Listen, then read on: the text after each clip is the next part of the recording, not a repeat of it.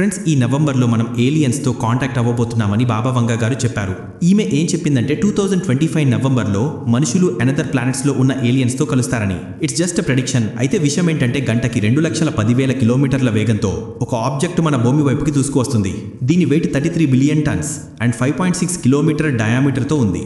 ఇంత వెయిట్ ఉన్న ఒక ఆబ్జెక్ట్ ఇంత స్పీడ్తో ఎప్పుడూ ట్రావెల్ చేయలేదు, కానీ ఈ ఆబ్జెక్ట్ చేస్తుంది. అంటే ఇది ఔటర్ స్పేస్ నుండి, అంటే సెంటర్ ఆఫ్ ది గ్యాలక్సీ నుండి మన సోలార్ సిస్టంలోకి ఎంటర్ అయింది. ఇది మన సోలార్ సిస్టంలోకి న్యాచురల్గా ఎంటర్ అవ్వలేదని అనిపిస్తుంది. ఇది చూడటానికి ఒక కంట్రోల్డ్ అన్వాంటెడ్ స్పేస్ క్రాఫ్ట్ లా ఉంది. దీని పాత్ చూసుకుంటే మన సోలార్ సిస్టమ్ ని గ్యాలించడానికి వచ్చిన ఒక డిటెక్టివ్ లా అనిపిస్తుంది.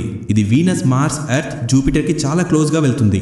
ఇలా న్యాచురల్ గా జరగడానికి ఛాన్స్ 0.005% మాత్రమే ఉంటుంది. కానీ కావాలనే ఈ ఆబ్జెక్ట్ ఇలా ఈ 4 ప్లానెట్స్ కి క్లోజ్ గా వెళ్తుందని హార్వర్డ్ యూనివర్సిటీ సైంటిస్టులు చెప్తున్నారు. ఈ ఆబ్జెక్ట్ నవంబర్ లో మన ఎర్త్ కి క్లోజ్ గా వస్తుంది. ఏ సోలార్ సిస్టమ్ లో అయినా సరే ఫస్ట్ 4 ప్లానెట్స్ లో లైఫ్ ఉండటానికి ఉండే ఛాన్స్ ఉంటుంది. ఆ 4 ప్లానెట్స్ హ్యాబిటబుల్ జోన్ లో ఉంటాయి కాబట్టి ఏలియన్స్ ఆబ్జెక్ట్ ని కావాలనే మనకి క్లోజ్ గా పంపించి మన గురించి ఇన్ఫర్మేషన్ ని తెలుసుకోవచ్చని సైంటిస్టులు చెప్తున్నారు.